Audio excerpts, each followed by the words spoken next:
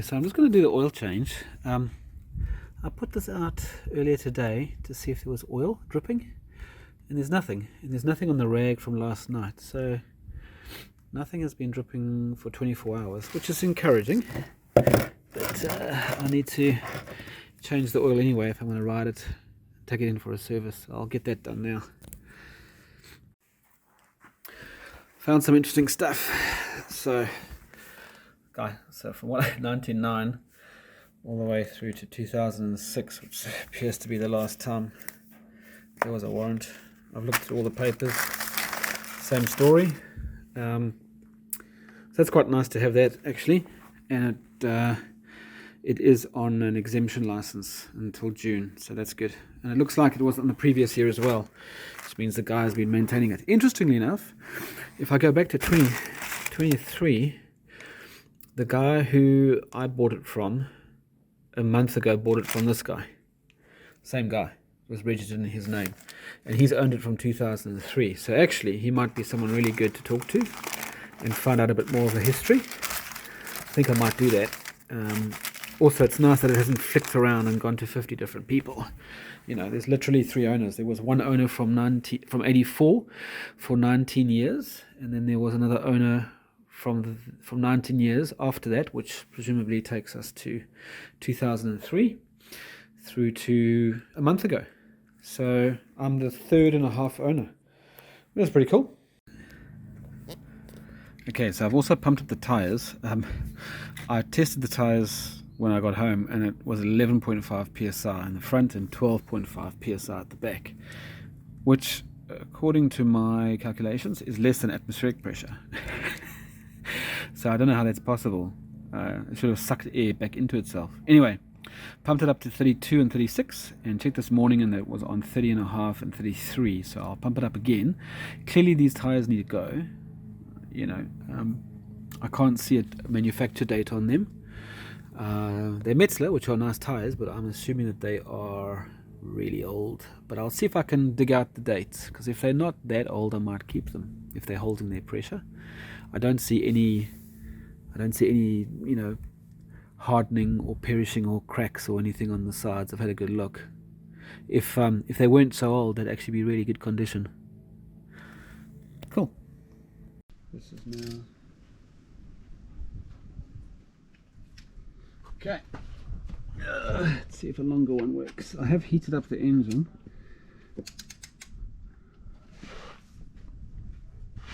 Okay. Come on now, baby. I'm scared to strip it. Okay, there we go. You heard that crack. And now it should just be easy to get out. Yeah. I'll have to get on the ground? Yes, you will have to get on the ground. See? See there? We're going to take 4 litres out of this baby. Mm-hmm. What? I'll get it on my fingers, because you always do. Try not to. There we go. Wow, I managed not to get it on my fingers. Beautiful colour. It is lovely, eh? But the cap is surely covered in oil now, right? No. What? The cap's fallen in. Yeah. You'll never get that back. I'll clean it out later. So there we go. So beautiful the big question is there stuff in the oil? You've got to look for... I'm not seeing any solids like coming down and through. I'm seeing lots of sparkles, but those just could be bubbles. Once it's all finished draining, we'll go and have a look in the filter. I'm not going to put a new filter in, because that's where you will see it. I just want to put oil in. I don't have a filter. So there we go. So what oil are we using today? We are using 20W50. Oh, 20W50. Yes. I'll just check the manual, and it's 15 foot-pounds of torque on that bolt. So I've just set that. 15, is that foot-pounds? Foot-pounds. So that's not very tight, but I think that's pretty normal for these things. There we go.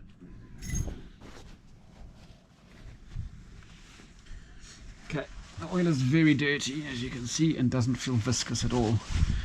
I think it's a good call to have changed the oil. Yuckskay. I don't think I can put...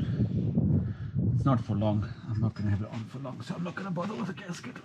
I'll just make sure a new gasket is put on at the surface. If this thing is as old as I think it is, I'm very surprised at the condition. So far, quite good. surely can't be 15. It's like basically nothing. But it is. It did say 15. So I gave it an extra 1/8 of a turn just in case. That seemed very loose. Anyway, I do know that they don't normally take a lot of pressure. And we want to get, looks like 3.75 or basically 4 pints. So this will be more than enough. But I'll stop when we get to halfway.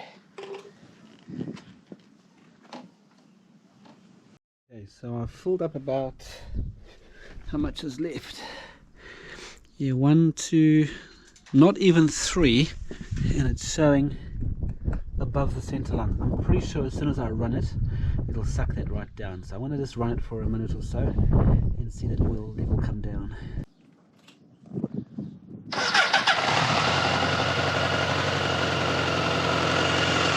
Yeah, look at that. Wow. Real quick. Cool. Okay. Let's see if it goes back up if I stop the engine.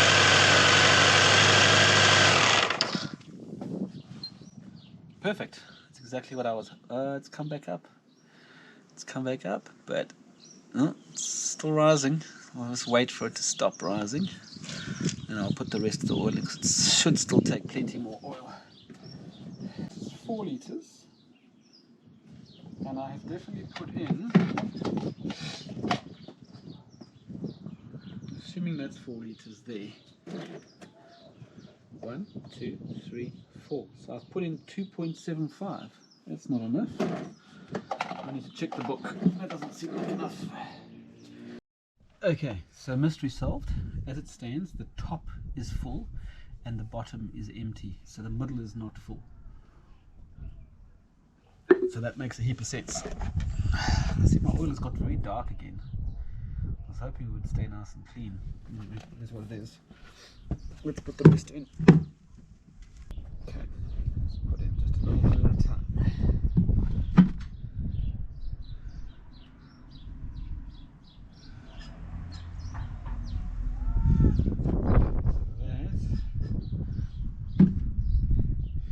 That is now 3 liters. It's nearly drained.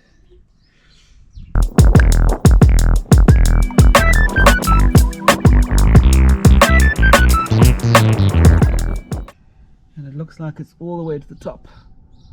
Nearly all the way to the top. On just 3 liters.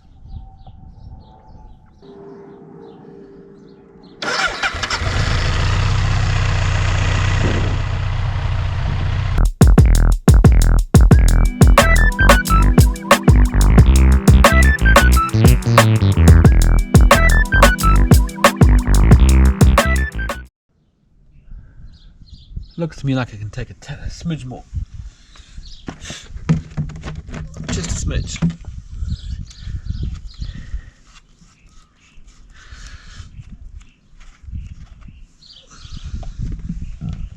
Just a smidge.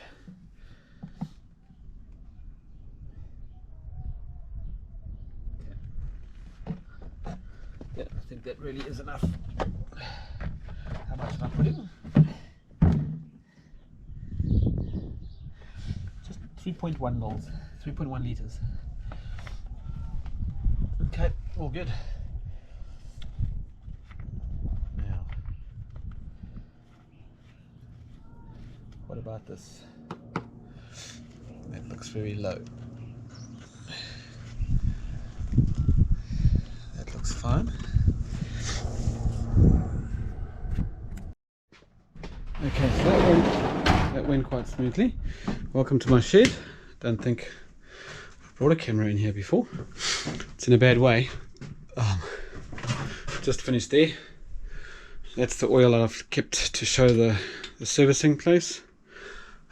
All of my other stuff, spare filters, and then all the tools. You can see I'm a bloody pig. There's all my torque wrenches. Anyway, I need to get more organised. Come back and sort all of this out. Terrible. Anyway, it's my little haven. I might even build the bike here if there's space.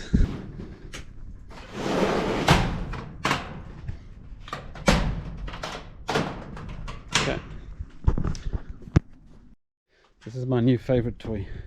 It's a little pen light. Got it from Liam. Rechargeable too. So hopefully we can see inside here and see how low it is. Okay, so I do see water. I do see, sorry, whatever it is. Is it coolant? Is it, I don't know. But it is low. I would say it is definitely below the line. Okay, so this is cool. I've actually got the book. So I think it's my first motorcycle that I haven't bought that is not brand new, that actually came with a book. But it's a really old book. Anyway, what is this transmission thing? Let's have a look. Okay, we've done the oil. That's all been done. What's this? Gearbox oil. I'm not going to play with the gearbox oil. We'll just have to leave it. Rear wheel oil change. I'm not going to play with that either. This is the shaft drive oil change. What? More oil? Telescopic fork. Okay, fork oil. No. Yeah. That must be the air filter. Yeah, air filter. I saw the box. I think there's a leak in the intake. We'll have to look at that. Okay. Battery. I might just pop it onto a tender. I'm not sure what the battery is like. I think it's got a new battery, so pay to put it on a tender. Okay, so here it is. It's turned out it is what I thought. It is coolant, not transmission. I was meaning to say coolant when I was describing it, but basically it's the header tank. So it's unpressurized coolant. The rest of it, if I had to flush the whole system, is pressurized, so it's just a top up. I'm going to top it up. Looks easy enough to top up to the full. And I just need to find out what type of coolant. I think any generic antifreeze will actually work. Any car antifreeze. So that's easy. Okay, so I'm going to go and get some coolant quickly. Just because it's something else to do. Just from the local garage. Yeah. And just give it a bit of a run and see what it feels like, if it feels any different now that I've managed to sort out the oil. I doubt it. I've never noticed any difference to any vehicle I've ever ridden with an oil change. And if I did, I'd probably be really worried. Okay, I don't have the keys. Stupid. I always look at my bikes at this angle. This one better look different soon. Yeah.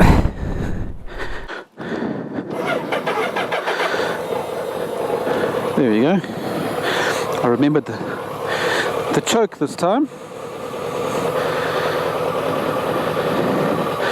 Now I noticed this red light. I need to look at the book and see why it's on. See if there's an ECU that I can use to that'll hurt. Fingers will get caught there if you're doing a tight turn. I need to find out just a few little things. Anyway, let's go.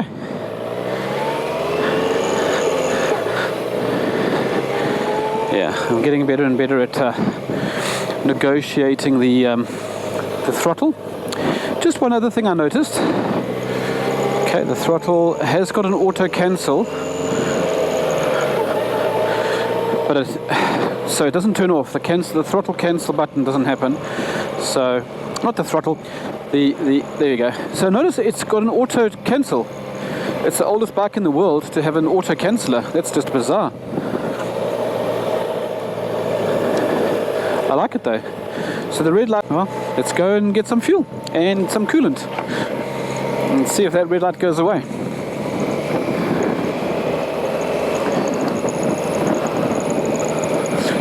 Another interesting thing is that the brakes squeak like anything while you're riding, and as soon as you tap the brake they go back to normal.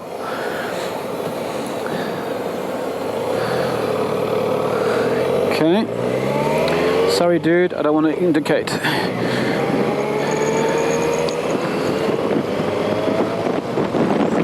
Also don't want to go too fast on these wheels, given I don't know their age and I don't know their condition, which is what I will be investigating when I get home. So I think I'll stay at 60. 60 seems to be a reasonable speed not to die if you have a blowout. None of these are on, right? None of these are on.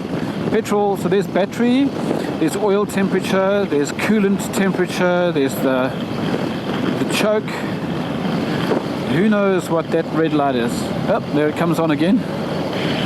So the interesting thing is that the guy I bought it from very helpfully sent me a link to, his name is Alex. He sent me a link to a little unit, a little sender unit that you plug in that can drive an aftermarket cluster, which is very cool. It's not cheap, so I think it's €300 or something, but it will allow you to drive any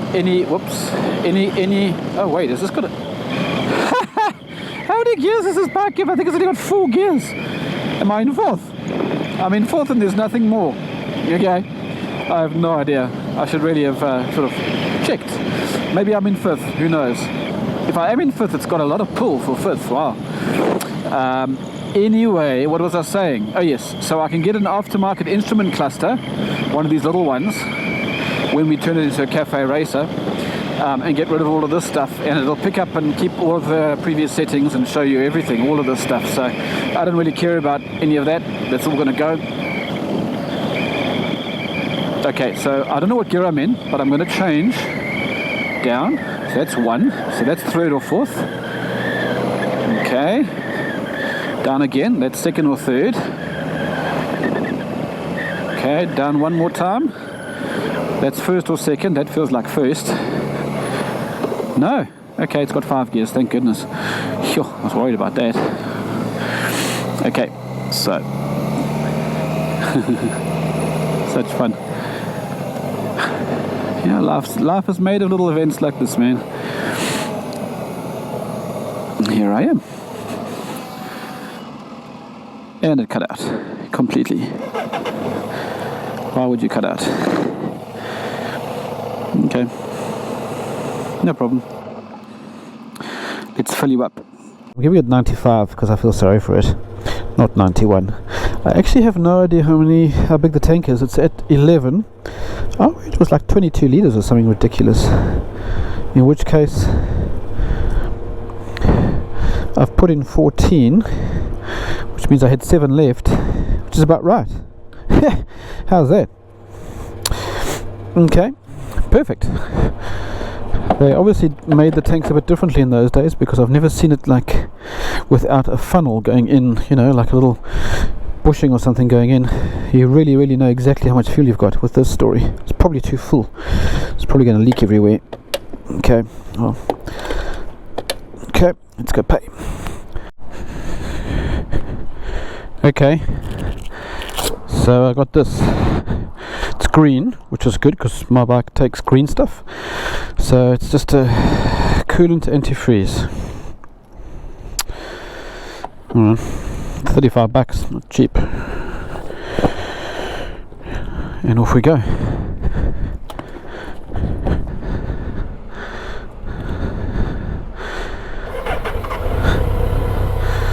Alright, so it started without the choke, as one would expect. Here we go.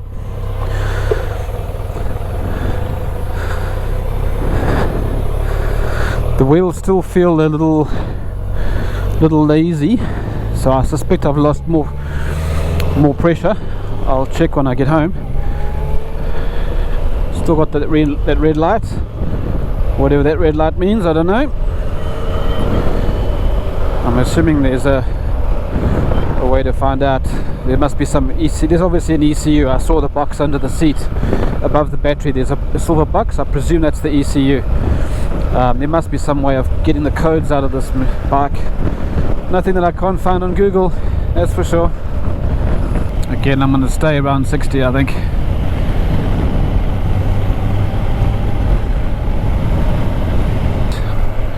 I'd love to know what that is. I think that's the gear.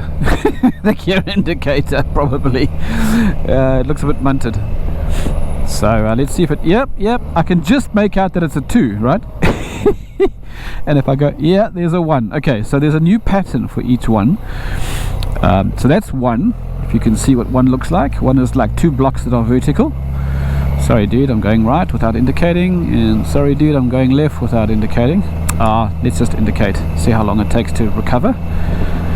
Okay, so that's what 2 looks like, and I can see that that's a 2, so that's all good. 3, I Sorry, I know. Sorry, lady. I'm indicating. I know. Stop indicating. Stop indicating. Okay, so that's 3. I can see. There we go. It stopped. That's 3. Just want to know what this red light is for. 3, 4. Wow. Okay, the RPM indicator takes a long time to build up. I'm not.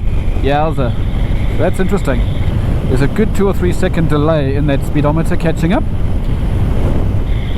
Hopefully a digital one will be available for me to change. And this bloody red light. Oh, you know what I haven't tested is the rear brake on its own. Let's give that a go. See if there is a rear brake. And there is. And I'll be honest, it's probably better than some of my other bikes.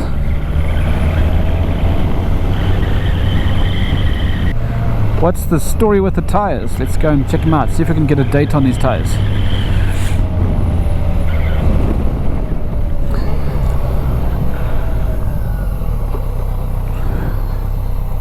Boom. Boom shakalaka. Yeah, you see it's all very, very insecure feeling when you low down. What I will do is I will take it down the side of the house. I don't care if it gets in the rain. It's not like I'm worried about rust. It has a fair amount of rust already. And corrosion, which I'm going to need to polish out. I'll just take it down here just so the wife doesn't see it. She doesn't want another bike in the garage. Fair enough. I've already got 3. So putting a 4th in is just aggravating the parking situation. So, oops, I'm quite happy to put it here. Nope. Okay. Well, I haven't given myself a lot of space next to the wall, so this could be tricky to see what's going on. Wait. This is a non-diluting one, right? Do I need to dilute this? Anti-boil, anti-freeze, directions. Ensure that we're cold. Oh, it's not really cold. That's okay. I'm not going to ride it. Concentration ratios. Okay, I've got to add water. Oh, it seems too hard. I'm just gonna pour coolant in. Okay. Still can't see it.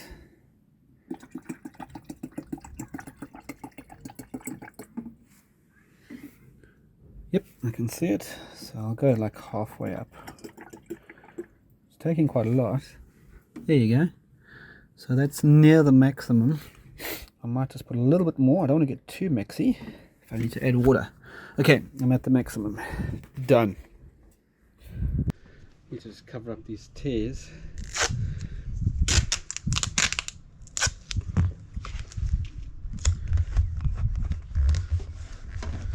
There you go. No one's going to even notice it's not a brand new seat now. Actually doesn't look too bad.